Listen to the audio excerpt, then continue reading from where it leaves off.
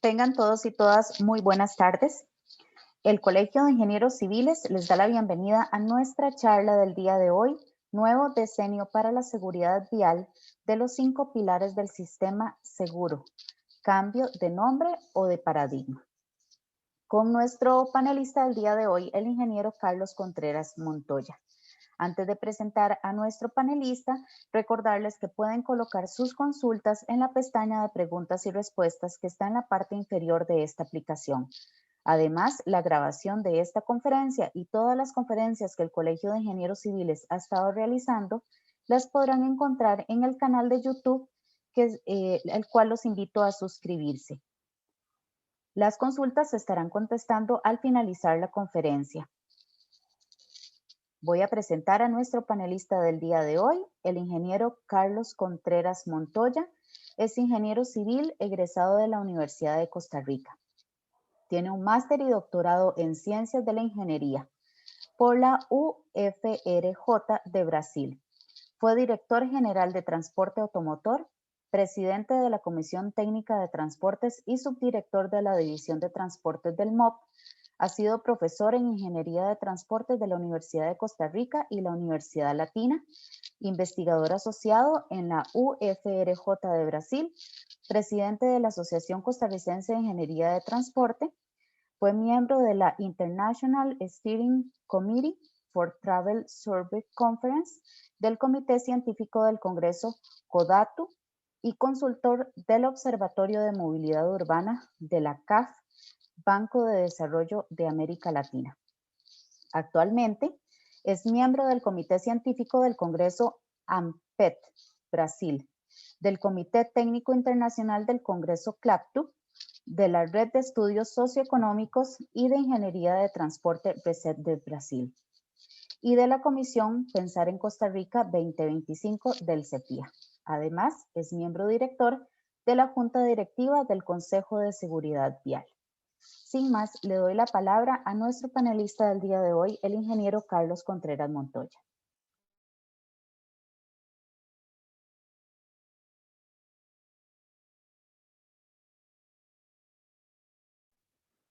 Bueno, muy buenas noches a todos. Primero agradecerle al Colegio de Ingenieros Civiles la amable invitación para presentar este tema.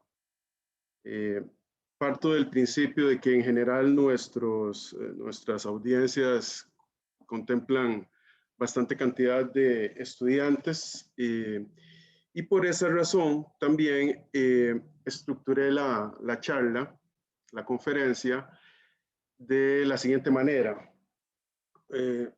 Tendremos al inicio los orígenes propiamente del primer decenio y de otras investigaciones que se han realizado al respecto de la seguridad vial ya en este siglo, que le dan, digamos, base a las políticas que la OMS ha impulsado a nivel mundial. Vamos después a dar un vistazo a lo que sucedió, digámoslo así, en el mundo en este primer decenio, con algunos datos que son de importancia y cómo el Plan Mundial para la Seguridad Vial fue estructurado y colocado a disposición y seguimiento de los diversos países. Ahí veremos un poquito la parte propiamente de la región de las Américas, que tiene un comportamiento bastante específico. Y después vamos a tratar propiamente el caso de Costa Rica. Todo en esa primera lógica del primer decenio 2011-2020. Y en Costa Rica voy a tratar de detenerme un poco para que intentar comprender lo que ha sucedido desde el punto de vista administrativo, legal, financiero, regulatorio en el país y cuáles son las características principales a nivel de datos. Para terminar con lo que se está planteando en el segundo decenio, el sistema seguro del segundo decenio, que iría de este año hasta el 2030, los próximos 10 años siguientes, considerando este como el primero. y algunas reflexiones que esta historia un poco y estos datos nos traen. Voy a correr un poco al inicio porque habrá algunas personas que conocen ya de lo que ha sucedido durante el primer decenio, pero es importante recapitular y aquellas personas, principalmente los estudiantes que quizá no tienen, digamos, toda la información de cómo fue generado, la puedan obtener. De cualquier manera, como la conferencia queda grabada, es una cuestión que siempre podrán, digamos, un poco regresar sobre ella. Voy a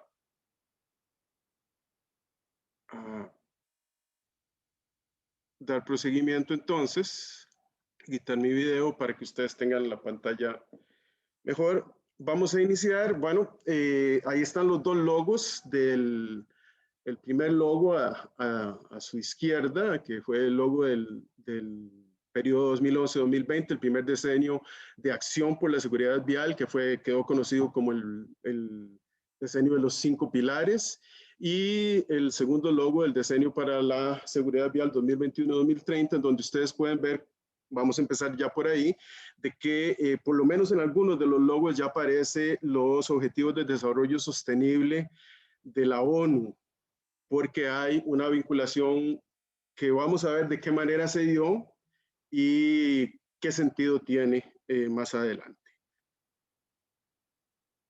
Para continuar muy rápidamente, en parte la historia comienza en el 2004 con el informe del Banco Mundial y de la Organización Mundial de la Salud, que fue el informe mundial para la prevención de los traumatismos causados por el tránsito. Ahí están los principales ítems que identificó, las principales características. Sin embargo, yo quiero retomar y hacer énfasis en las 4 primeras, en donde se hablaba, es una cuestión propiamente de gobernanza, importante en gobernanza, se hablaba de una agencia líder, identificarla, construirla, apoyarla en caso de que no existiera, o por lo menos alguna instancia similar a una agencia líder que pudiera hacer una labor multisectorial, y se valdría esa agencia líder de la detección de problemas, impulso de políticas, y tendría una organización que permitiera de alguna manera generar esas sinergias que la agencia debería estar propiciando. Además, deberían hacerse a través de esta agencia estrategias a nivel nacional en cada uno de los países, acompañadas por un plan de acción. Y obviamente la parte de gente y dinero debería ser importante también para poder viabilizar lo que ahí se planteaba. Aquí yo voy a hacer ya una observación que me parece que es relevante. Observen que ese informe es del 2004, o sea, 6 años antes de que el primer decenio comenzara. Sin embargo, 10 años antes de este informe, ya en Suecia se instaura lo que ellos llamaron el sistema seguro. O sea, hace 10 años, o sea, 10 años antes de este informe, o sea, hace ya 27 años. Y 3 años después, en el 97, se instaura propiamente, también en Suecia, la ley votada por el Parlamento sueco sobre la visión cero. O sea, hace ya 24 años de esto. Es importante hacer esa observación porque de alguna manera, ahora en el segundo decenio, como ustedes muy bien lo saben, esta visión cero y la visión del sistema seguro de los suecos ha tomado una relevancia grande. Ahí está el informe, ese informe es del 2009, el informe de la situación mundial de la seguridad vial, y él es el que propicia en ese informe y además con una consulta el lanzamiento del diseño para la acción 2011-2020. El principal argumento que en ese momento se hablaba era de que más o menos 1,3 millones de vidas se perdían anualmente por accidentes de tránsito y del orden de, digamos, 25 a 50 millones en heridos en estos accidentes.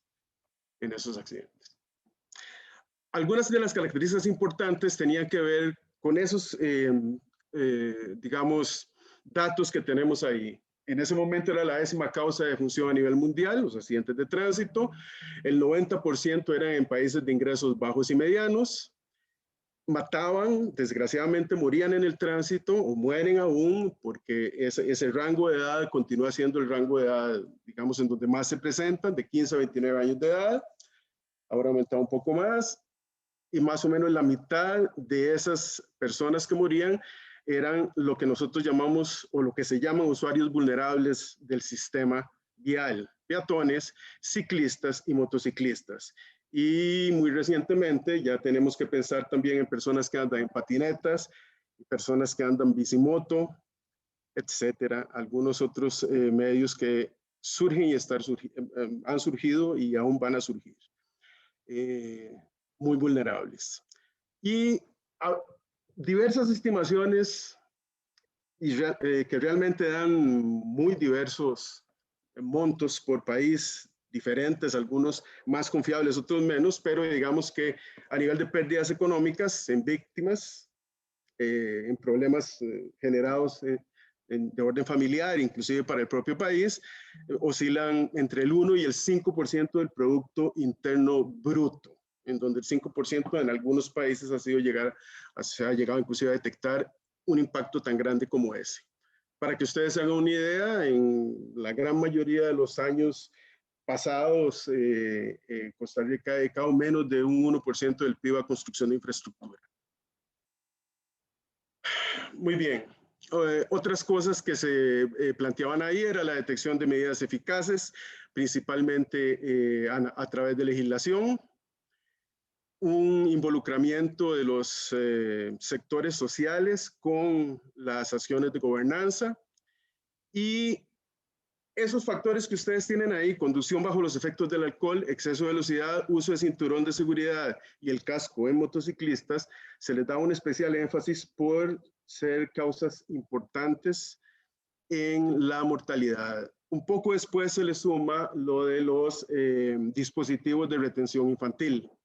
También vías de tránsito propiamente, infraestructura y ambiente de tránsito y vehículos que deberían tener un mejor desempeño con dispositivos más adecuados. Y finalmente también se hacía un énfasis en el sistema de atención propiamente en trauma, digamos a posteriori a los accidentes, en general las atenciones de emergencia. Ahí ven ustedes el cuadro de aparecía en el informe del 2009, era una comparación de las causas de defunción en el 2004 y una proyección al 2030, en donde lo que se intentaba evitar, porque caso no se hiciera nada, las defunciones por accidentes de tránsito estarían, digamos, se preveía que pasarían de 9ª causa a 5ª causa. Observen que inclusive es interesante, ¿verdad? Para el 2030, si no se hiciera nada, inclusive solamente enfermedades de cardiopatía y infecciones de las vías respiratorias son las que representarían mayores índices de mortalidad.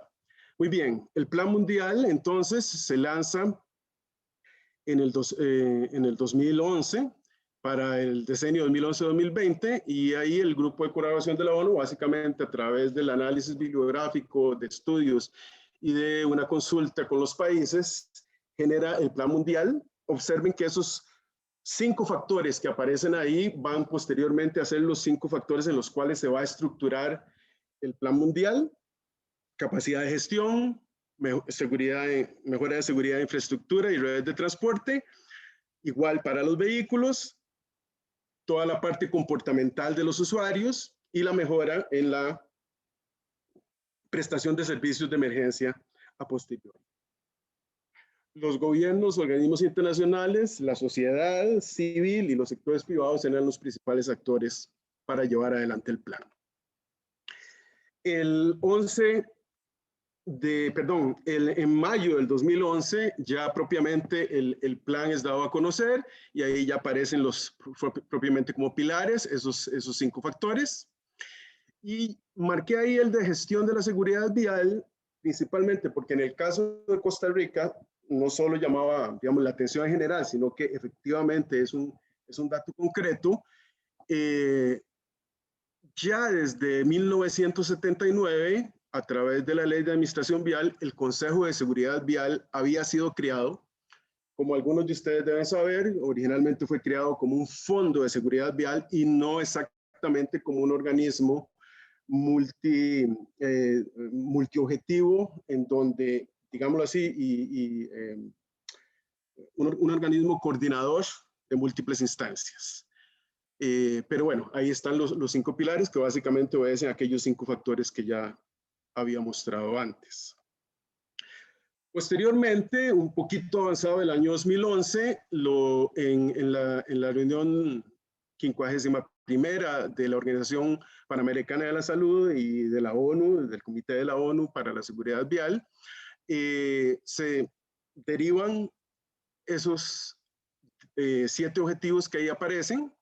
Yo marqué 3 en azul y 1 en rojo, en donde los que están marcados en azul eran básicamente, o son básicamente, en los que Costa Rica avanzó, digamos, relativamente bien. El tener un organismo responsable de la coordinación, en este caso el Consejo de Seguridad Vial, que existe, como les dije, desde el año 1979, o sea, fue creado hace ya prácticamente 42 años. La disminución de la contribución de factores de riesgo también, porque básicamente ahí lo que ha habido es legislación y como ustedes conocen, legislación sobre fundamentalmente conducción bajo los efectos del alcohol y algunas otras.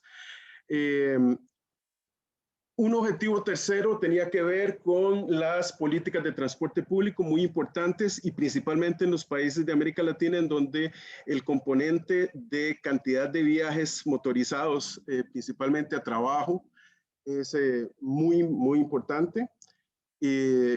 Y ahí aparecía, como ustedes saben, desde el año 2000 en nuestro país existe otro órgano desconcentrado, que es el Consejo de Transporte Público, encargado de las políticas en ese tipo de transporte. Después vamos a volver un poco sobre algunas interacciones entre consejos que son importantes.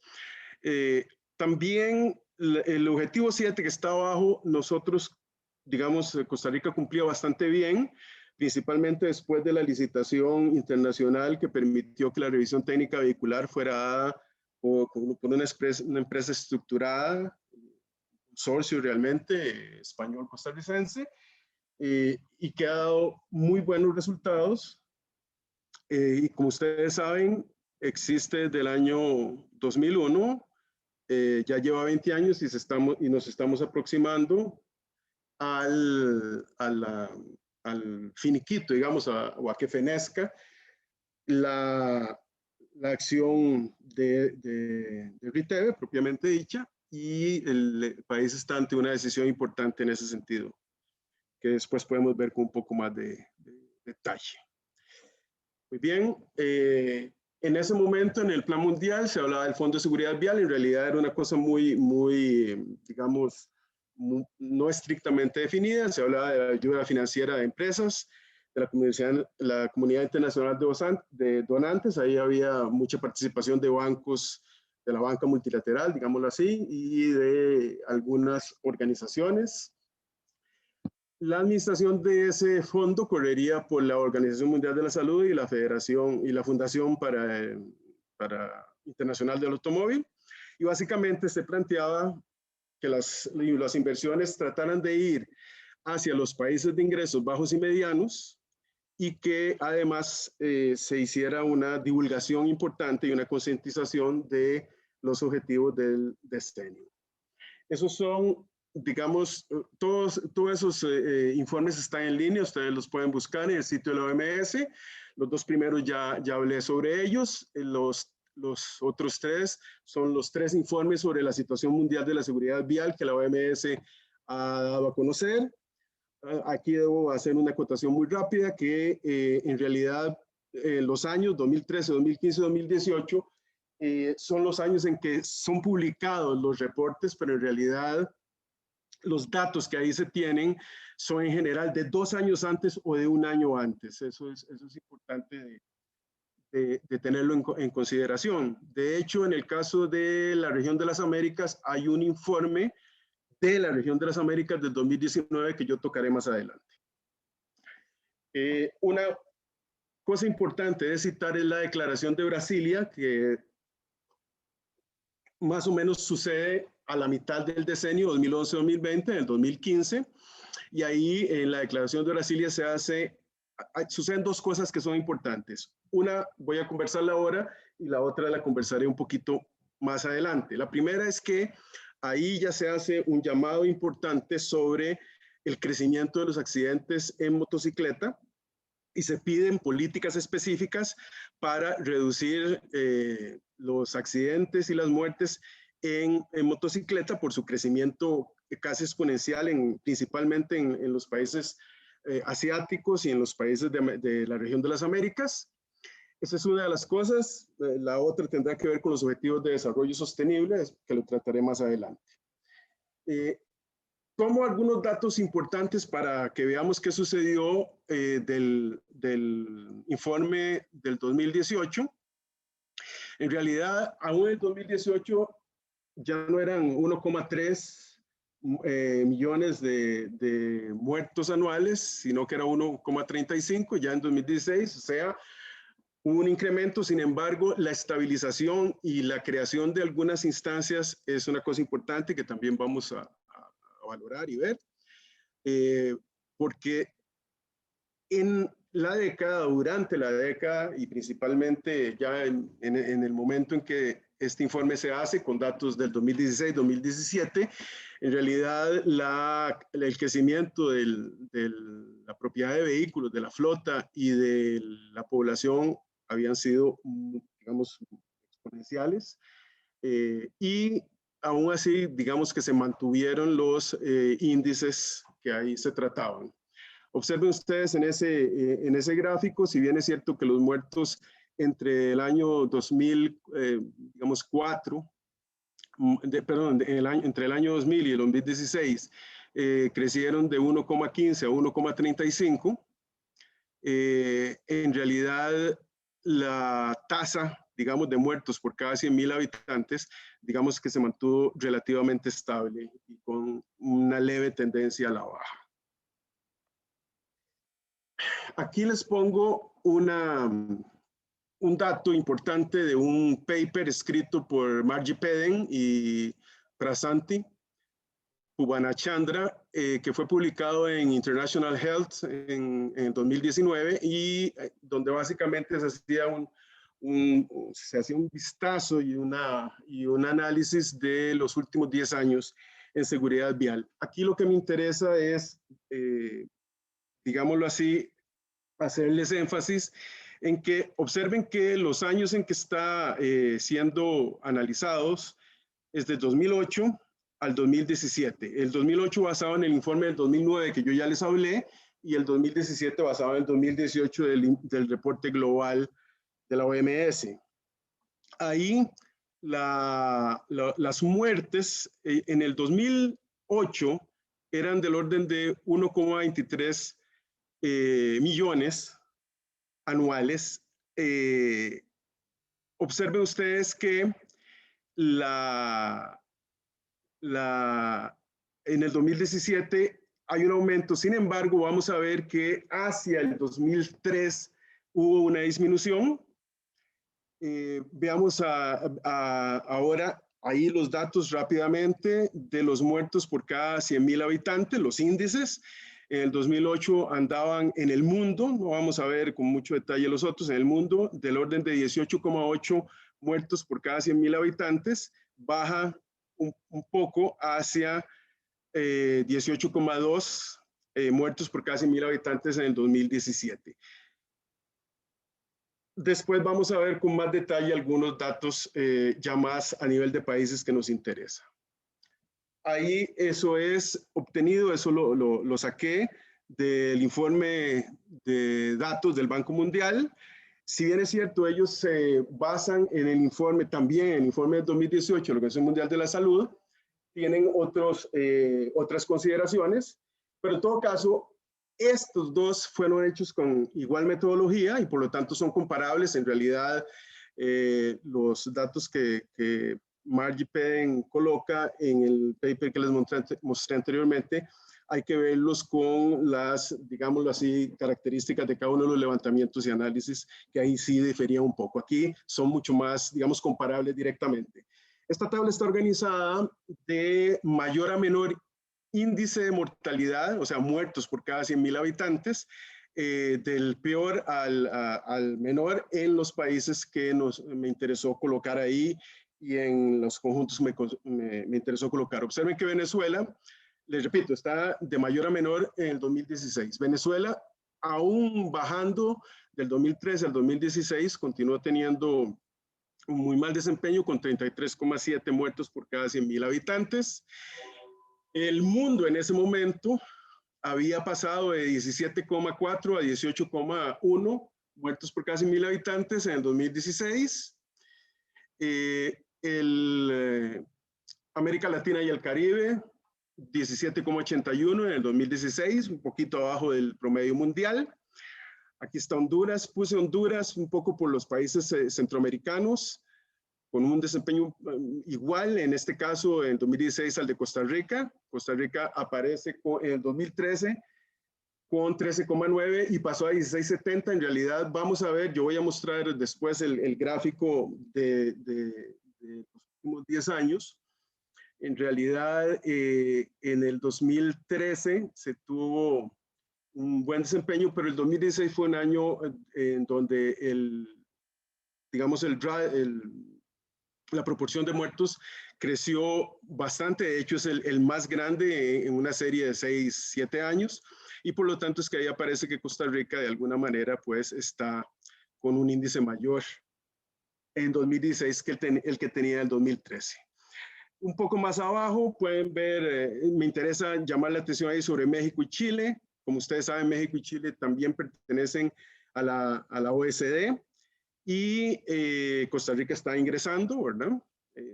Vean los índices de México, 13,10, Chile 12,5, que es uno de los países que mejor desempeño tiene en América Latina. Ahí está el promedio de los miembros de la OECD, en 8,75, y todos los países que están abajo que pertenecen a la OCDE tienen muy buenos desempeños, y ustedes pueden ver ahí a Suecia con uno de los mejores desempeños. De hecho, si ustedes analizan en el 2013 tenía el mejor y aquí tiene uno de los mejores. En realidad es una experiencia importante que va a venir a conformarse como más importante en el segundo decenio. Muy rápidamente, ahí está el informe del 2019 para la región de las Américas. Observen ustedes la tasa de motorización. La tasa de motorización en la región de las Américas está Estados Unidos y Canadá también, ¿verdad? Entonces, ahí está Costa Rica en amarillo. Pueden ver que nuestro índice de motorización, ahí aparece como el orden de, qué sé yo, 400 y algo vehículos por cada 1,000 habitantes. En realidad, nuestro índice de motorización ya en efectivo es mucho menor, porque en esa contabilidad ahí están vehículos que están siendo considerados vehículos que han salido de circulación y que no han sido, digamos, formalmente retirados, porque eso es uno de los problemas que nosotros tenemos registralmente aún en el país. Sin embargo, ya algunas estimaciones se hacen y en lugar de 400, digámoslo así, vehículos por cada 1,000 habitantes, los vehículos en circulación son del orden de 300 y poco por cada 1,000 habitantes.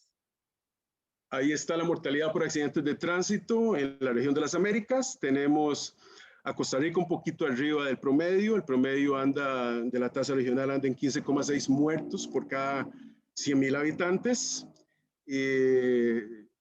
República Dominicana aparece ahí con, digamos, datos muy preocupantes. Venezuela también, ya eso ya lo habíamos visto. Y vean ahí un muy buen desempeño de Canadá, muy buen desempeño de Chile, Uruguay, en fin.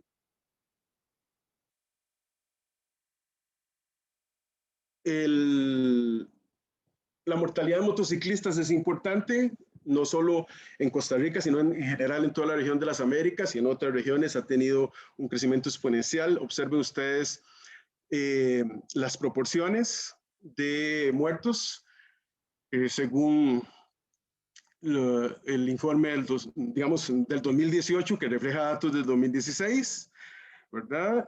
Vean ustedes continúan siendo, digamos, como datos generales, continúan siendo en este informe continúan siendo los accidentes de tránsito la principal causa de muerte entre 15 y 29 años. En los países de ingresos medianos y bajos, principalmente, se presentan más la mortalidad por accidentes de tránsito. Y los usuarios vulnerables aquí pueden ver que componen prácticamente el 50% de las muertes. 23% en motocicletas, 22% en peatones y 3% en ciclistas. Aquí yo debo decir que es importante, digamos, llamar la atención sobre que hace unos 7, 8 años atrás, en realidad eran los peatones los que aportaban una contribución, digamos, un número mucho mayor de los usuarios vulnerables y han sido ya pasados, o sea, igualados y pasados por los motociclistas. ¿Ok? Muy bien. En ese informe hay algunas cuestiones importantes sobre la gestión institucional y sobre las vías de tránsito y vehículos más seguros. Aquí lo que me interesa decir es esto. Recuerden que ese es un informe parcial de la región de las Américas. No todos los países, no todos los 35 países contestaron 30. Pero aquí es importante quizá llamar la atención sobre que en la gran mayoría, 29 de los 30 que respondieron, hay un organismo coordinador. 21 de ellos tienen fondos. Hay coordinación en prácticamente todos ellos y se está dando una coordinación entre sectores, para promulgar y revisar la legislación y coordinación entre sectores y hay, digamos, mecanismos de seguimiento. Ya para las vías de tránsito y vehículos seguros, en realidad hay legislación para peatones y ciclistas, se realizan auditorías de seguridad vial, los organismos que las realizan varían de un país a otro. Después vamos a ver cómo es en el caso de Costa Rica. Y también es importante llamar la atención que hay una gran cantidad de países que desde el punto de vista de seguridad vial invirtieron en los sistemas de transporte público, mejor señalamiento en las paradas, mejores condiciones del mobiliario urbano para llegar a ellas, mejores condiciones del entorno en estaciones intermodales. Eso es importante. Muy bien, vamos un poco más adelante. En los factores de riesgo propiamente, aquí lo que quiero llamarles la atención es que vean cómo hay muchísimos, digamos, más países en la región de las Américas que tienen legislación sobre el cinturón de seguridad y muy pocos o pocos para los dispositivos de retención para niños. Ahí hace falta, digámoslo así, un mayor énfasis. Casco para motocicletas también digamos, aún falta mucha, digamos, legislación y aclarar la legislación. Y extrañamente la conducción bajo los efectos del alcohol, que ha mejorado mucho en legislación en los países en los últimos 3 años, aquí, digamos, no queda captada por ser estos datos que llegan hasta el 2017-2016. Muy bien. En cuanto a la velocidad, es importante hacer dar la siguiente información. En realidad, control de la velocidad en zona urbana deja mucho a desear en la región de las Américas, principalmente porque o no está definida en muchos de los países claramente o es muy permisiva. En poquísimos países, o en pocos países, de hecho solo en 5 en este caso, en la región de las Américas, el límite máximo de velocidad urbana es menor o igual a 50 kilómetros por hora. digamos, muy controlado. Entonces, ahí llamamos la atención los países que, digámoslo así, conforman o tienen ese criterio de menor o igual a 50 kilómetros por hora en las vías urbanas y la posibilidad de legislar mediante decretos sobre las velocidades está en Bolivia, en Canadá, en México, en Paraguay y Uruguay. Muy bien, muy rápidamente, los objetivos del desarrollo sostenible son tomados en consideración en la Declaración de Brasilia y ahí se pasa a colocar como meta o a, digámoslo así, consolidar como meta la reducción al 50% de la mortalidad para el final del primer decenio, para el 2020. Eso estaba planteado en la meta 3.6 de los Objetivos de Desarrollo Sostenible. Reducir para 2020 a la mitad las muertes y lesiones causadas por el tránsito, por el tráfico, como quieran decirle, en el mundo. Como ustedes muy bien saben, eso se extendió 10 años más exactamente con esa meta. Y en el caso de la meta 11.2, sí se hablaba del 2030 para sistemas de transporte seguros con mejoras de la seguridad vial y principalmente haciendo énfasis en usuarios vulnerables, en mujeres, en niños y en personas con discapacidad o adultos mayores. Entonces, en realidad es en el 2015, en la reunión de Brasilia, en donde ya digamos, se compagina, se compatibiliza los objetivos del desarrollo sostenible con algunas acciones en seguridad vial, manteniendo, o con la preocupación de seguridad vial, manteniendo para el 2020 esa reducción que posteriormente, como ya sabemos, fue ampliada.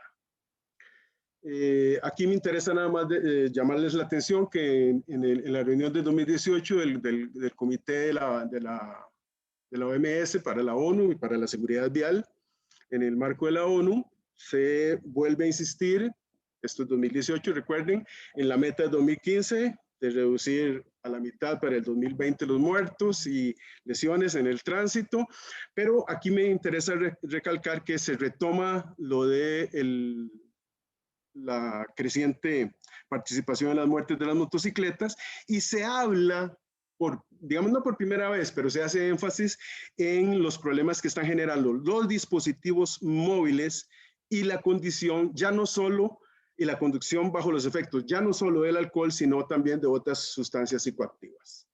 Muy bien, rápidamente en Costa Rica vamos a hablar del marco legal, del marco institucional y algunas estadísticas que pueden ser de su interés y que deben ayudarles a comprender cuál es la situación que en el país se da.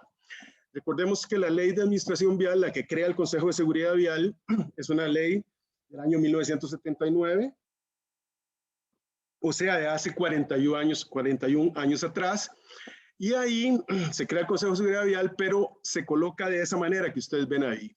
El Consejo de Seguridad Vial, la Comisión Técnica de Transportes, que era la que decidía sobre el transporte público, fundamentalmente, y sobre algunas cuestiones de emplacamiento, etcétera, estaban como parte de las dependencias de la División de Transportes, y las 3 direcciones que en ese momento existían, la Dirección de Educación Vial aún no existía, fue creada a posteriori, estaba Ingeniería de Tránsito, Policía de Tránsito, la Dirección General de Transporte Público. Esas 5 instancias que están ahí formaban parte de la administración vial como instituciones subalternas a la División de Transportes. Como ya les había dicho, el artículo 4 de esa ley se crea el Consejo de Seguridad Vial, que es creado como un órgano desconcentrado con independencia administrativa y personería jurídica propia. Posteriormente, la ley de tránsito viene a reformar la ley de administración vial y aquí hay algunas cosas sui generis que a mí me gustaría comentárselas. En el 93 se habla de que la ley compete al ministerio a través, y aquí ya no se habla más de que el Consejo de Seguridad Vial integra la división de transporte, sino que se habla de que tanto la división de transportes como el consejo serán los que aplicarán la ley. En la ley 8696 del 2008 la 73-71 fue del 93, se elimina la participación de la Junta Directiva del COSEBI, de la División de Transportes, que la tenía, y de las direcciones generales. Ahí hablo fundamentalmente ya de Ingeniería de Tránsito, Policía de Tránsito y Educación Vial, con el argumento, digamos, válido de que no podrían las personas legislar sobre un presupuesto que iba a ir o decidir sobre un presupuesto que iba a sus propias arcas o para su propio uso. Pero el artículo 3, vean que, digámoslo así, redacción más sui generis, y vamos a encontrar otra todavía más sui generis después. La administración vial estará constituida por los órganos que determine el ministerio, supondría uno que sería por reglamento, ¿verdad? Con el apoyo del COSEBI. La palabra apoyo es una palabra muy fluida, ¿verdad?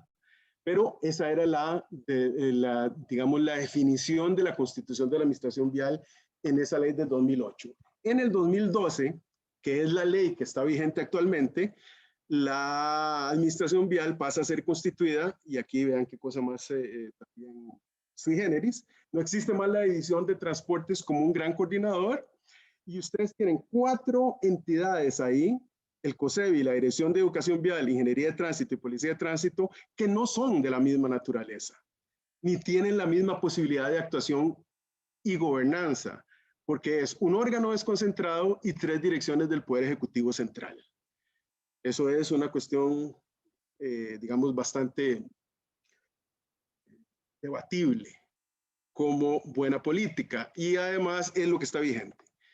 Muy rápidamente, aquí voy a dar nada más una pasada muy rápida, así es como fueron las integraciones de las juntas. En 2008 eran básicamente obras públicas, la Caja Costarricense de Seguro Social, el Ministerio de Educación Pública, el INSS y el INAH. En el 2012, la ley 9078, la que actualmente está vigente, ahí los que integran la junta directiva del Consejo son el ministro de Obras Públicas, su delegado, el ministro de Educación o su delegado, el ministro de Salud o su delegado, un representante de las alcaldías, de las municipalidades o gobiernos locales, y un representante del Colegio Federado de Ingenieros y Arquitectos, bajo el concepto de participación de la sociedad civil.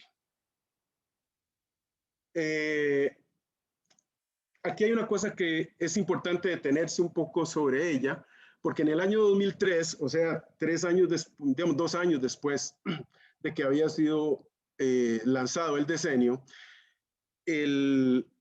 la Contraloría General de la República hace una auditoría de gestión, lo que es un análisis operativo de la administración vial y del ministerio, y ahí llega a la conclusión de recomendarle al ministerio que promueva reformas legales para que las direcciones de ingeniería, policía y educación vial se trasladen al Consejo. O sea, para que 3 direcciones de orden operativo pasen a formar parte del órgano desconcentrado. Dígase de paso, eso es lo que sucede, por ejemplo, con el CONAVI.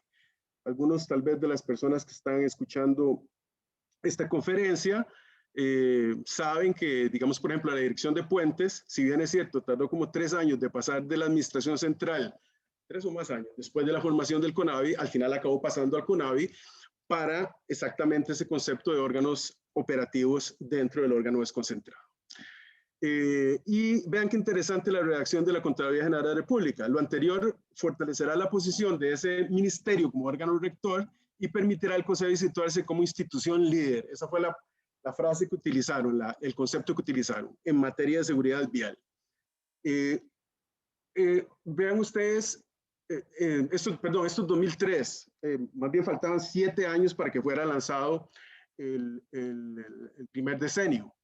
Y ya aquí se hablaba de institución líder. El primer decenio se usa mucho el de organismo líder o órgano líder. Muy bien. Hay un informe de 2006 de la estructura y recursos del MOP que repite esa recomendación. Recomendación que, dígase de paso, no fue atendida. Muy bien. Entonces, en realidad, eso lo que hubiera implicado en una reforma a la ley 6324, no a las leyes de tránsito, sino específicamente leyes de administración vial, trasladando esas direcciones al órgano de desconcentración máxima y discutiendo también, era una de las cosas que se hablaba en ese momento, si eso sucedía, debía discutirse la integración de la Junta Directiva y la definición de los recursos del fondo. Eso no llegó a suceder.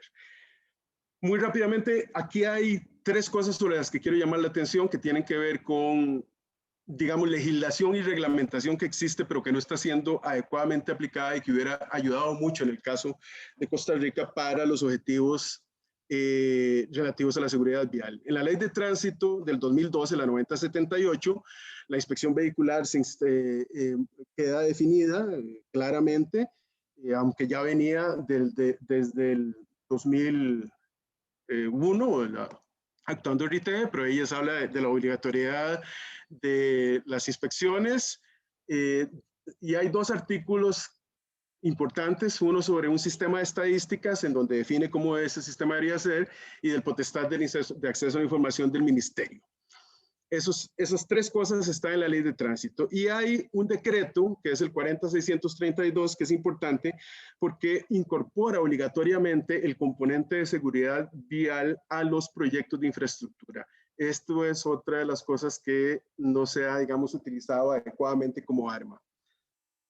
Básicamente esa es la sección donde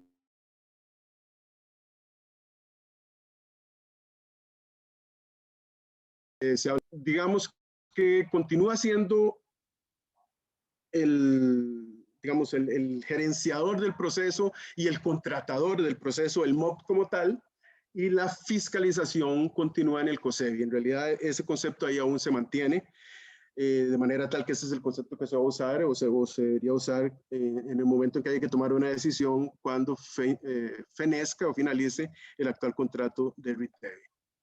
En el sistema de estadísticas de accidentes de tránsito, esto es un artículo que nunca fue reglamentado, se intentó reglamentar hace aproximadamente unos 6 años atrás, no se acabó reglamentando, pero es importantísimo porque por ley le da al sistema de estadísticas que estará a cargo del COSEBI toda una actuación en los registros de accidentes, de conductores, de infractores, de conductores inhabilitados, de lesiones o muertes,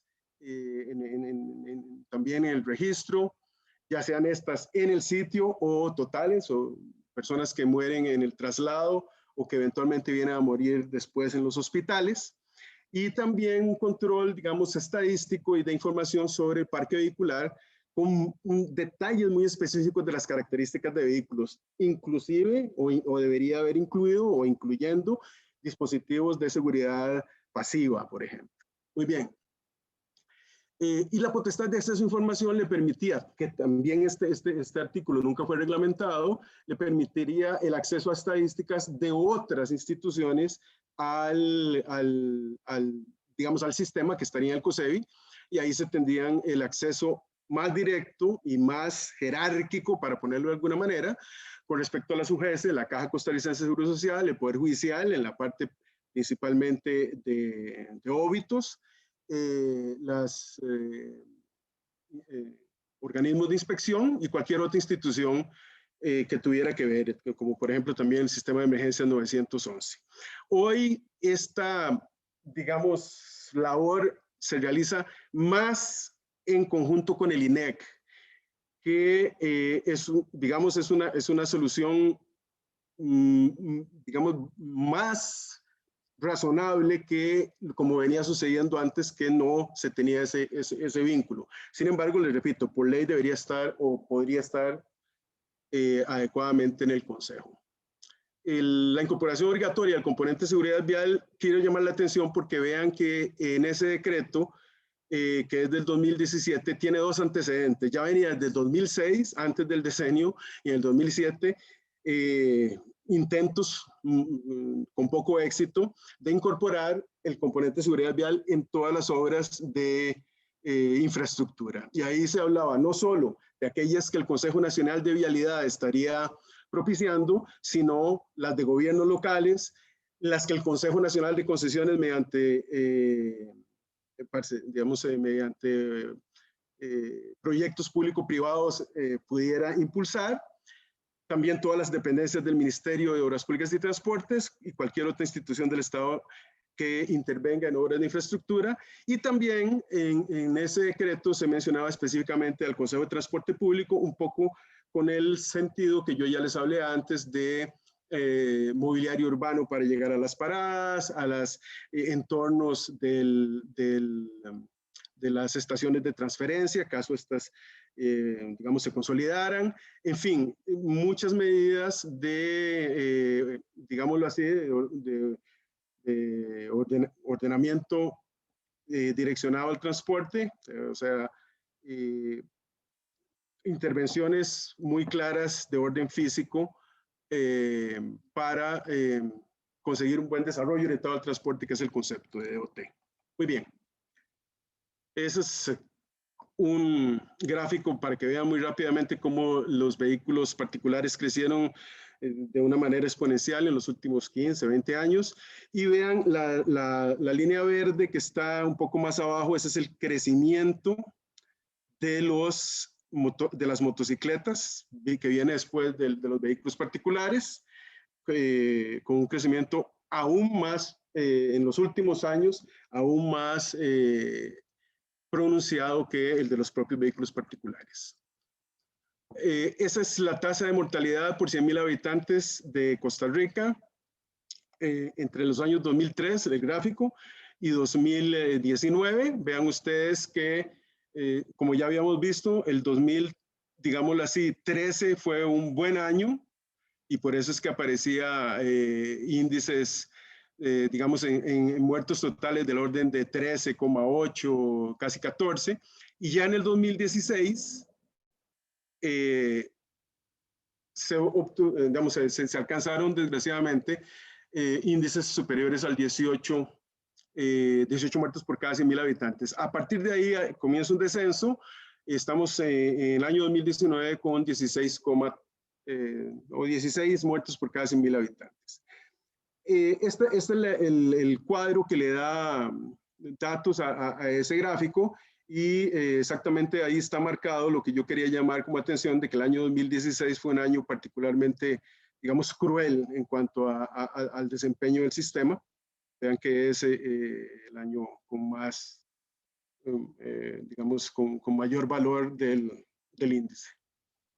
Veamos qué pasó en el 2020. En 2020, entre enero y diciembre, ese fue el comportamiento. Vean que aquí es donde se declara la pandemia en marzo y se comienzan con las restricciones.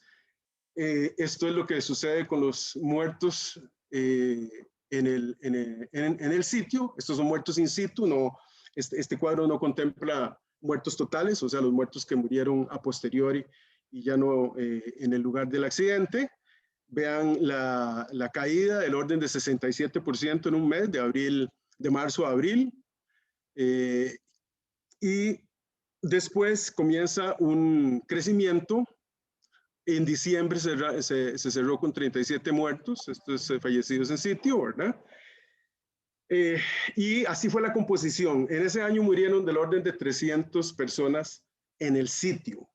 En general en Costa Rica, digamos, si se hace un promedio de los últimos 5 años, estos 300 muertos en el sitio es aproximadamente, representa una caída del 35% del promedio. En general eran 400 y resto los muertos en sitio.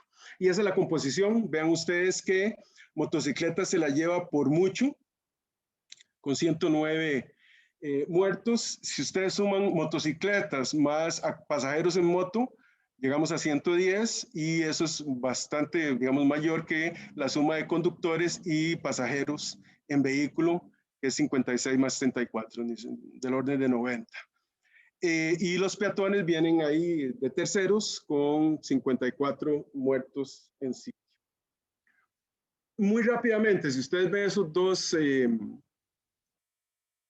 gráficos, el gráfico de arriba es el mismo anterior, que yo lo puse en comparación con un gráfico construido en un paper que se publicó en la revista del Colegio Federado. Lo que está abajo es el índice MOVIT, que es el índice de transporte público, en donde se compara la movilización en transporte público con respecto a la primera semana, son datos semanales.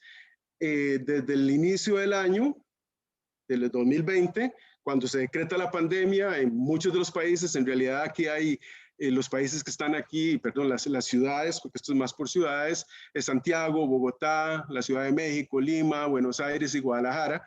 Vean ustedes el comportamiento. Claro que esto es, digamos, varía en algún grado de ciudad a ciudad, pero si ustedes comparan ambos gráficos, ven el impacto de la pandemia en una parte, digamos, en algo que podríamos llamar positivo, y aquí en una parte que tiene generando grandes problemas de, digamos, retratando los grandes problemas en que el sistema de transporte público ha llegado por la baja en la demanda y la, digamos, recuperación. No sabemos ahora que digamos, sí sabemos, pero no está aquí, o sí se puede saber lo que está pasando posterior y ya en el año 2021 con esta, digamos, nueva subida en muchos de los países de contagios y muertes por COVID. Como último dato que quiero llamar la atención es que, si bien es cierto, lo que más se ve es las personas que mueren, esa es la punta del iceberg solamente. Observen ustedes, las barras en azul son los heridos graves, que es del orden de 5 veces, digamos, en grandes números, los muertos en el sitio. Observen ustedes que ese comportamiento en general se mantiene, y cuando estamos hablando de heridos graves, estamos hablando de heridos con internación, fractura, trauma. Eso es muy importante. Entonces, en realidad hay otra, digamos, cierta investigación incorporado en todos los análisis. Llegamos entonces así a lo que sucedió ahora en el año, digamos, 2021, en realidad viene de 2020. El 18 de agosto de 2020, la ONU proclama el periodo 2021-2030 como el segundo decenio y le llama hacia el sistema seguro, un poco utilizando las mismas palabras que se utilizan en Suecia y en Dinamarca también, en algunos otros países. Y se mantiene el objetivo de prevenir al menos 50% de las muertes y lesiones por accidentes de tránsito. Ahí se usa la palabra prevenir, pero en realidad se mantiene, se extiende, digámoslo así, el objetivo del 2020 de reducir a la mitad. Y en la cumbre de la ONU del 25 de septiembre se aprueba el documento, ya eso lo habíamos hablado porque fue en la cumbre de Brasilia, en donde la Agenda 2030 para el Desarrollo Sostenible se le da el impulso y se incluye propiamente la relación, o se evidencia la relación de la seguridad vial con algunos de los 17 Objetivos de Desarrollo Sostenible del Milenio. Ese lanzamiento fue alineado con la Declaración de Estocolmo. Como ustedes saben, una reunión en Estocolmo en febrero de este año. Y ahí es el sistema seguro el pivot, y se continúa con la preocupación del diseño de carreteras, en las mejoras en vehículos, en la aplicación de leyes y de seguimiento y control de riesgo de comportamiento, como velocidad, consumo de alcohol y otras sustancias psicotrópicas y sustancias psicotrópicas, y una importancia obviamente se mantiene sobre la atención de emergencia para accidentados. Aquí también se renueva la importancia de promover los viajes peatonales, ciclismo y el uso del transporte público para obtener metas de la descarbonización, de salud y principalmente de favorecimiento a personas de menores ingresos. Una cosa importante ahí, para que lo tengan en cuenta, la 6ª Semana Mundial de Seguridad Vial de la ONU será entre el 17 y el 23 de mayo, faltan unos poco más de 15 días, y está centrada en el problema de la gestión de la velocidad, impulsando las zonas de 30 kilómetros. Como ustedes saben, en Costa Rica hay algunos lugares donde hay zonas de control urbanos de 30 kilómetros máximo de velocidad permitida. En Curridabat hay un par.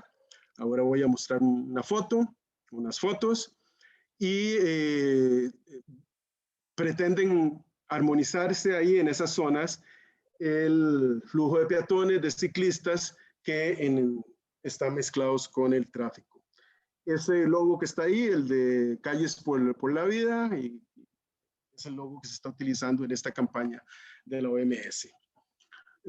Ahí están si pasamos de seguridad vial a movilidad como un concepto mayor, digamos, más grande, que contiene al anterior, y movilidad, digamos, sustentable y segura.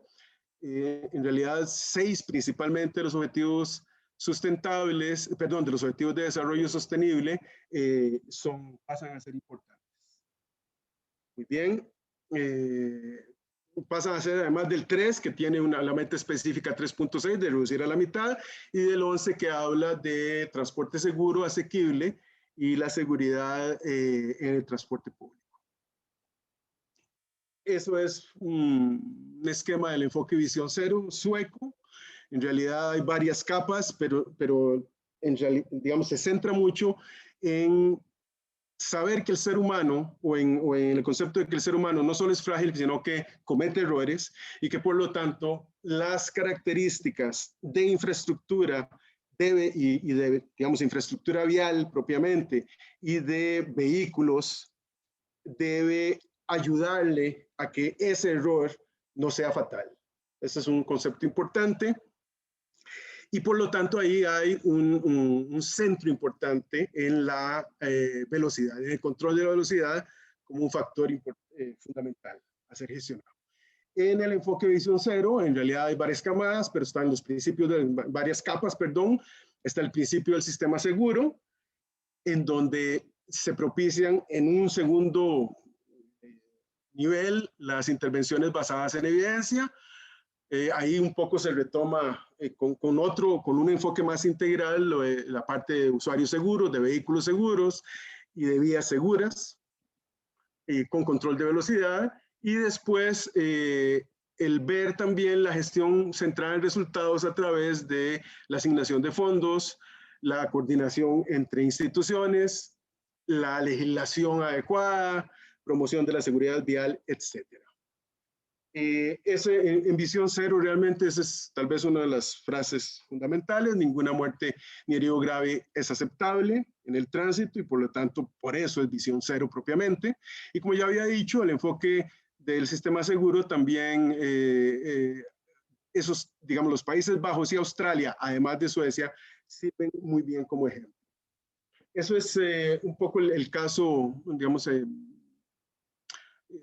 mostrando cómo en Suecia, ya desde 1997, como les había dicho antes, se adopta la Visión Cero a través del Parlamento sueco, y hay algunas, digamos, actividades que son importantes a lo largo de este camino para llegar de 591 muertos a 223 muertos en Suecia, que representa que del orden de 2,8 muertos por cada 100.000 habitantes, como vimos.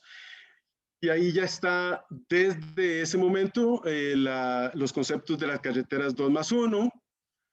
Posteriormente, el concepto del alcohol, o sea, primero en buses, o sea, la posibilidad de que a través de un mecanismo la persona que que consumió alcohol y va a conducir el vehículo no pueda salir, el vehículo no pueda ser conducido, y por lo tanto el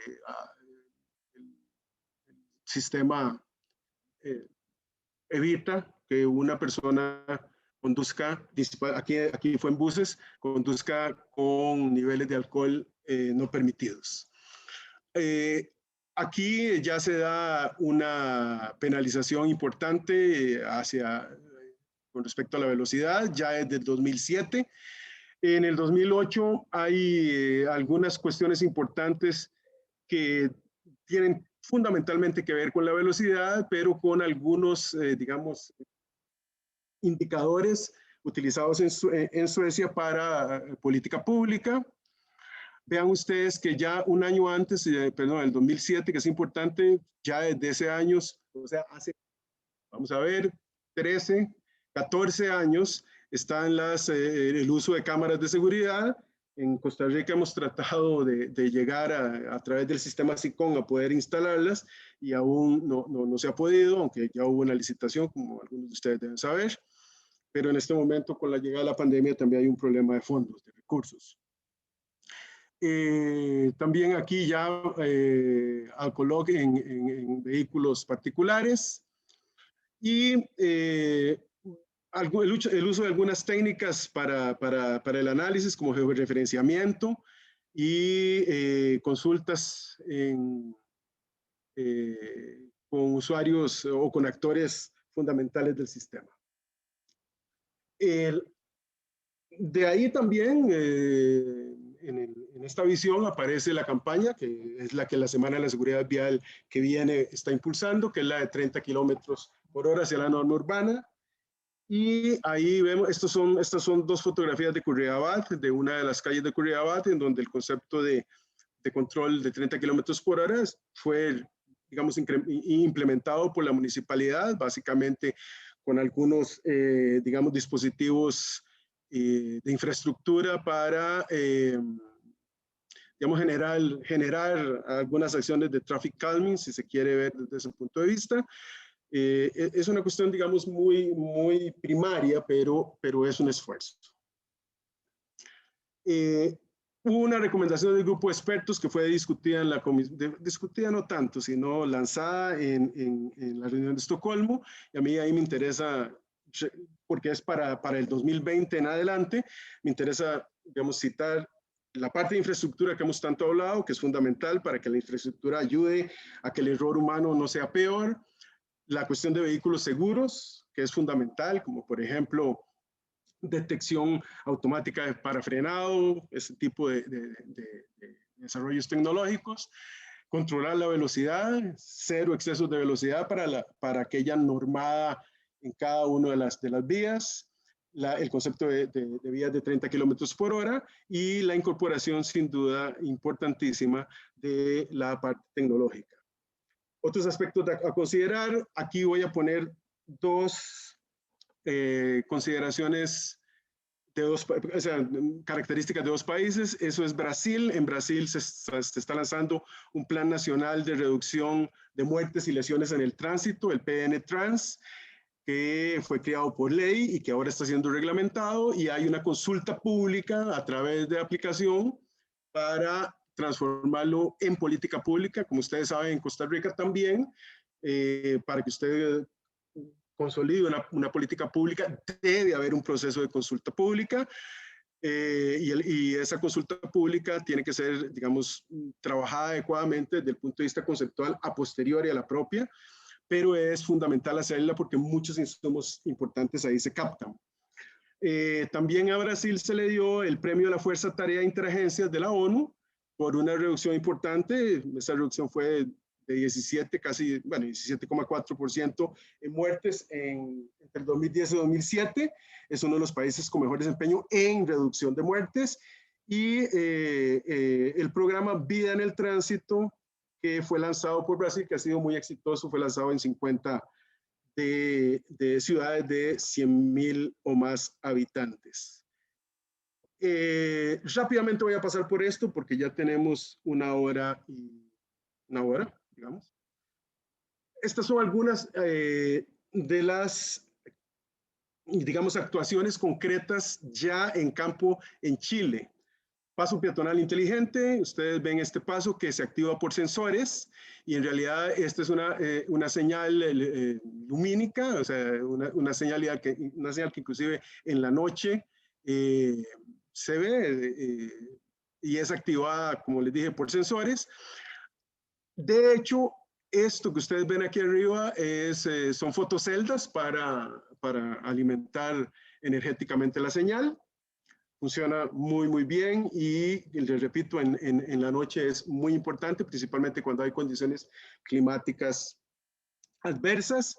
La impresión digital de señales, aquí es la digitalización de la impresión, que en realidad consigue mucho mejor visibilidad y retroreflectividad. Aquí tienen ustedes un ejemplo de digamos, señal de las Torres del Paine, señal informativa, y las diferentes visibilidades, una visibilidad mejorada.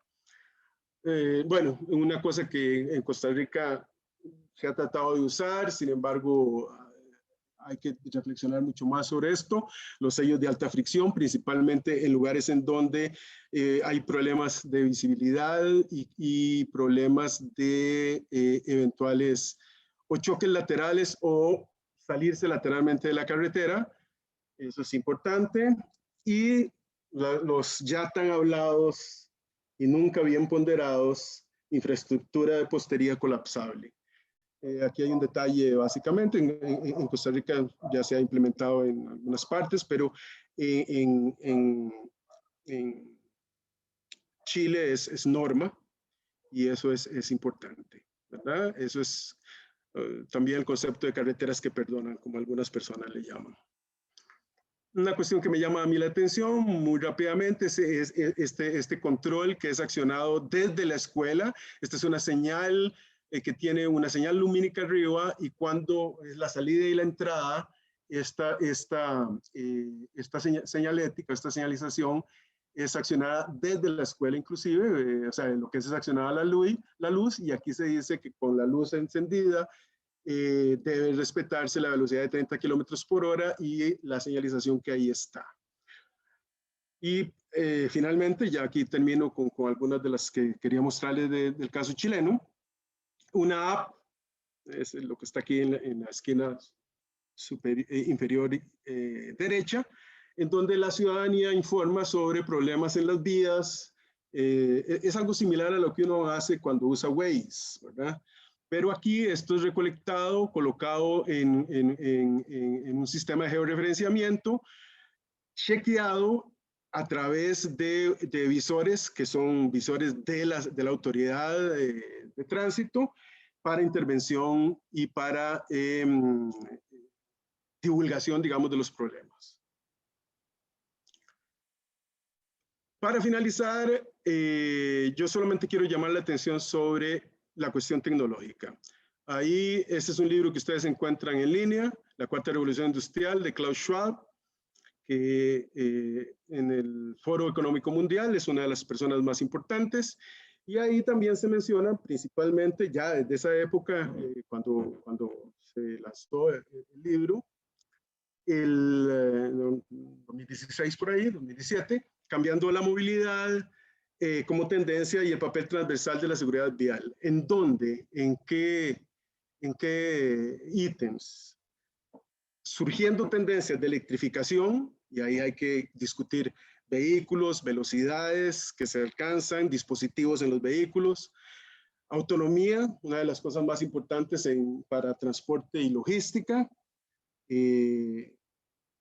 Cada vez hay más desarrollos en vehículos autónomos, la parte de conectividad, Internet de las cosas, para precisamente interconectar y para poder transversalizar acciones de seguridad vial y fundamentalmente la conectividad. Eso es importantísimo para cosas como, digamos, conceptos como la movilidad como servicio, y eso no lo vamos a ver, pero vamos a ver un libro en el que se puede ver. Aquí entonces hago énfasis en la colaboratividad, que no es otra cosa que el uso de plataformas para optimizar viajes. En Costa Rica todavía, como ustedes saben, hay un debate, para no llamarlo de otra manera, sobre el uso de plataformas y el concepto, aunque nadie lo llama como movilidad como servicio, en realidad ahí hay un germen importante y esa discusión debería ser mucho más técnica que la que hasta ahora se ha tenido. Y finalmente, obviamente, datos para las decisiones, y ahí tenemos grandes bases de datos que deben ser adecuadamente analizadas. Estamos en tiempos disruptivos y eso es así. Ahí les pongo algunos de los libros que son importantes de darles una ojeada.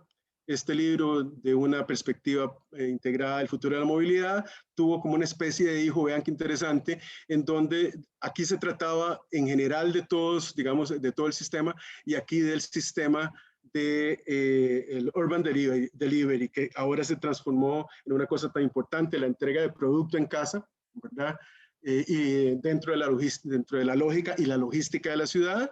Aquí está el libro de Mobility as a Service del año pasado, Entendiendo la movilidad como servicio, pasado, presente y futuro. Un libro importante, algunos artículos de Deloitte. Aquí está la parte de análisis de datos. La gran mayoría de estos libros están en línea y uno puede consultarlos. Aquí puse estos dos porque siempre es interesante ver cómo la academia se modifica y los académicos y algunos investigadores serios hacen cosas importantes. Muy probablemente algunos de nosotros usamos ese manual de modelaje de transporte o lo conocemos o lo hemos usado, que tiene infinidad de temas, 20 temas o más, pero que esta es la segunda edición del 2007, la primera edición fue el del 2000. Vean ustedes que el editor principal, en realidad eran son dos, digamos, personas de referencia, David Hensher y Kenneth Button. David Hensher de la Universidad de Sydney, y David está también aquí. Él prácticamente, qué sé yo, 13 años después, ya ha comenzado a trabajar la movilidad como servicio y es una cosa importante. Como algunos de ustedes saben, él es el principal coordinador de las conferencias TRIETBO, que suceden a cada 4 años. Entonces, tratando de contestar y finalizando, ahora sí, la pregunta planteada al inicio, claro que existe un cambio de paradigma, ¿verdad? ¿Será que el decenio 1 y decenio 2 es simplemente un cambio de nombre o hay un cambio de paradigma? Hay un cambio de paradigma. Este se da en enfoque sistémico, el cual sin duda alguna es necesario, es esencial, pero si algunas cosas no suceden, puede estarnos pasando como lo que eventualmente ha pasado en estos 10 años, que si bien es cierto, se han mantenido algunos indicadores que debieron haber mejorado muchísimo, pues de alguna manera muchos países han ido incorporando legislación, acciones administrativas, financiamiento, y eso es positivo. Pero en general, para alcanzar una meta que a mí me parece, digámoslo así, muy, digamos, no me gustaría usar la palabra difícil de alcanzar, pero digámoslo así, una meta que se las trae, entonces no es suficiente. Hay que hacer algunas consideraciones. Explicando un poquito mejor, la idea de pasar un enfoque compuesto por 5 factores críticos pareciera que generó una atomización no solo de los esfuerzos, sino que hizo en muchos países nula la coordinación entre esfuerzos. O sea, la pérdida del enfoque sistémico. Y eso es una de las razones que yo creo ha contribuido mucho para que no se haya avanzado lo que debió haberse avanzado. Entonces, el pasar de ese enfoque a un enfoque sistémico es necesario, no solo porque la seguridad vial sea transversal, sino porque en los países exitosos, que ya hemos visto, digamos, mencionemos a Suecia, Suiza, Japón, etcétera, es la práctica, es lo que guía la política pública. Pero, aún con esa consideración, vamos a tener que hacer las siguientes 5, digamos, consideraciones que quiero dejarles como inquietud. No solo es digamos, la parte teórica y el cambio propiamente y el firmar el compromiso, sino que debe haber una verificación en la práctica de ese enfoque sistémico, ajustando los marcos desde el punto de vista legal, regulatorio, institucional y financiero. No voy a detenerme mucho en esto porque, por ejemplo, institucional, ya, digamos, les conversé de la misma posición, inclusive de la Contraloría General de la República, que a mí me parece correcta, y si no se ha aplicado, es, digámoslo así, un momento importante iniciando el segundo decenio para esa discusión. Se debe forzar la coordinación entre órganos desconcentrados. Si aquí tenemos una importancia de la infraestructura y la forma en que la infraestructura va a ser construida y las auditorías en esa infraestructura, no quiero hablar de los resultados recientes que se mostraron de auditorías que la NAMI realizó en algunos proyectos, pero que evidencian que hay que mejorar algunas cosas para ser, digamos, cortés con las palabras. Pero es parte, ¿no? Es parte de lo que hay que revisar y hacer, pero debe existir esa coordinación entre órganos desconcentrados.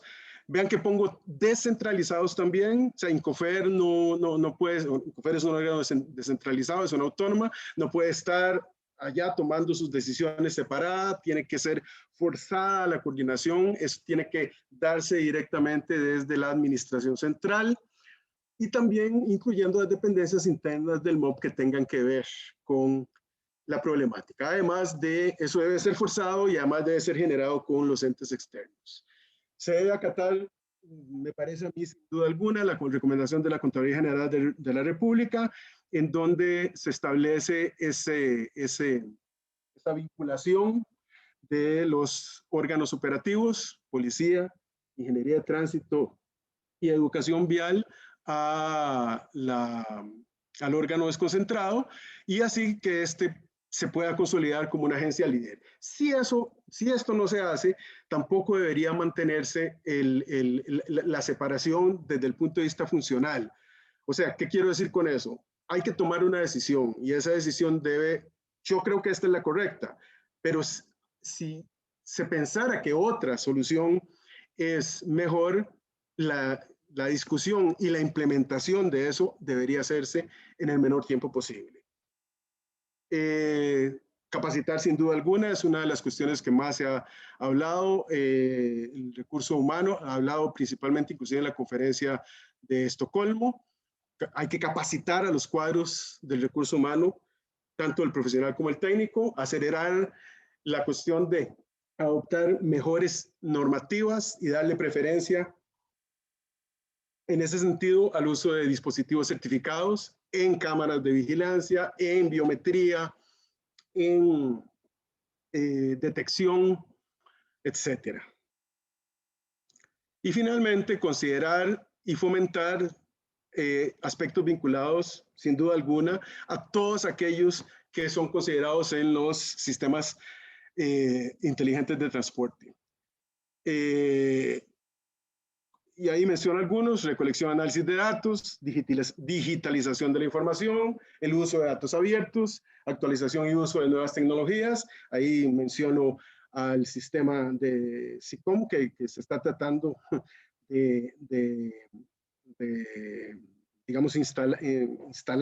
Ya se hizo la licitación, como les digo, pero con la llegada de la pandemia no se ha podido concretar para el financiamiento. Sistema de cámaras, sistemas de control de velocidad, sistemas de detección, fotomulta, etcétera. Alcoloc, sin duda alguna, es importante en vehículos, en buses principalmente. Cuestiones para los vehículos con el frenado autónomo de emergencia, como ustedes saben, son sistemas que detectan la presencia de o la posibilidad de una eventual colisión cuando el vehículo avanza, le avisa al conductor. Si el conductor no hace caso, frena en principio, y si aún así el conductor no hace nada, si la velocidad lo permite, frenará antes de una eventual colisión. Y eso, el frenado autónomo de emergencia debería estar instalado, debería instaurarse en prácticamente todos los vehículos que circulen. Y finalmente, una coordinación interinstitucional dinámica, en donde por dinámica se entiende que no se van a reunir a cada año para verse las caras y abrazarse y decir que van a tener una meta y un objetivo para de aquí a un año y nunca más verse durante esos 365 días, porque el ambiente de la seguridad vial es muy cambiante en todos sus componentes. Antes de despedirme, les recuerdo que vamos a organizar una mesa redonda, tenemos una mesa redonda en el Congreso Latinoamericano de Transporte Público y Urbano, que va a ser virtualmente llevado a cabo con coordinación directa desde Monterrey, en México. O sea, la sede originalmente era Monterrey y presencial, ahora va a ser virtual, del 29 de junio al 1 de julio. Ahí en esa dirección, www.clatpu.org, encontrarán toda la información para que se inscriban. Desgraciadamente no van a poder mandar papers porque ya pasó, para quien no se dio cuenta, ya pasó la recepción y análisis de resúmenes, pero ahí podrán ver el programa. Y antes de pasar a las preguntas, si bien es cierto, el amigo Niels Bohr era una inteligencia superior, ese era el concepto que él manejaba sobre la dificultad de predecir el futuro. Yo me quedo más con la definición de Peter Drucker, que es uno de los, digamos, de los gurús de la administración, de que en realidad, si queremos predecir, hay que trabajar para construir un futuro más adecuado a nuestras aspiraciones. Y yo les agradezco haber permanecido hasta ahora y le paso la palabra a Carlos para que prosigamos con la conferencia. Muchas gracias. Muchísimas gracias al ingeniero Carlos Contreras por la excelente conferencia de esta noche. Se abre el espacio para preguntas. Si fueran tan amables de colocarlas acá en la pestaña de preguntas y respuestas, o bien levantar la mano. Vamos a contestar un par de preguntas, dada la hora. Yo tengo una por acá de José Antonio Vives. Dice, ¿cuáles son los retos que el COSEBI debe superar para que en esta ocasión se pueda cumplir con los objetivos de este nuevo decenio? Sí, un saludo a José Antonio. En realidad ya he tocado el asunto, pero vamos a ver. El COSEBI, fundamentalmente lo que hay que entender es que su creación en la Ley de Administración Vial fue la de gerenciar un fondo. No es una agencia líder. No fue pensado como una agencia líder. A lo largo del tiempo, con diversas reformas, inclusive peor, ¿verdad? Porque no fueron ni siquiera reformas a la Ley de Administración Vial, sino reformas no directas, sino a través de la Ley de Tránsito, a través de la Ley de Movilidad Ciclística, etcétera, etcétera. En lugar de, siento yo, consolidar como órgano, digámoslo así, multiobjetivo y de organización multisectorial, puede haberse inclusive generado mayores distorsiones. Yo creo que realmente para que el Consejo de Seguridad Vial pueda llevar adelante su cometido de la mejor manera, una sería sin duda alguna la reforma que fue propiciada por la Contraloría General de la República, que permitiría que brazos operativos como los tiene el CONAVI, por ejemplo, estén jerárquicamente dependiendo de la junta directiva. Quizá habría que, quizá no, sería muy saludable en esa reforma discutir la composición de la junta. De repente es importante involucrar a otros o a otro ministerio, es una cuestión a ser discutida, y la cuestión de los fondos, principalmente es ingeniería, policía, y aunque educación vial está siendo, digamos, prácticamente tercerizado gran parte de sus actividades, si pasa a formar parte, pues tiene que redimensionarse el fondo. Y la otra cosa, sin duda alguna, yo no tengo la menor duda de eso, es una reorganización interna, no solo porque llegan 3 nuevas direcciones, sino que hay necesidad de una reorganización interna en el Consejo de Seguridad Vial. Para que ustedes se hagan una idea, hoy no es, o sea, claro, las direcciones reciben dinero también del presupuesto nacional, el presupuesto de la República, pero hay un componente importante en la administración que el Consejo realiza. Claro que el Consejo realiza, digamos, ahí está la fiscalización del contrato de RITEVE y otra serie de cosas, pero uno desearía que más de los fondos fueran al financiamiento de proyectos. Creo que eso es lo que debería suceder con el Consejo para que pueda encarar ahora el milenio. Y como aprovechar las oportunidades siempre es importante, si estamos iniciando un milenio, no, un decenio, si estamos iniciando el decenio, es importante que esto se discuta ya.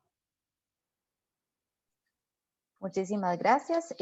No tenemos ninguna consulta. No sé si alguien más quiere preguntarle al ingeniero Contreras. Quizás, Carol, si eventualmente pueden surgir preguntas a posteriori, creo que como normalmente el colegio lo hace, pueden encaminarlas a través de tu persona. Sí, claro. Y digamos, un poco, digo encaminar las preguntas a través del Colegio de Ingenieros Civiles, no solo porque el colegio es el que organiza, sino porque así les son dadas a conocer al resto de personas que permanecieron o que se inscribieron. Ya para una consulta más específica que quieran tener conmigo o alguna observación, pues ahí está mi correo Gmail y ahí estaremos con mucho gusto a la orden. Perfecto. Si no tenemos más consultas, entonces damos por finalizada la conferencia del día de hoy. Queremos agradecerles a todos su participación, al ingeniero Carlos Contreras por la excelente conferencia. Voy a pasarles una pequeña encuesta para que me hagan el favor de llenarla antes de salirse de la aplicación y tengan todos muy buenas noches. Buenas noches.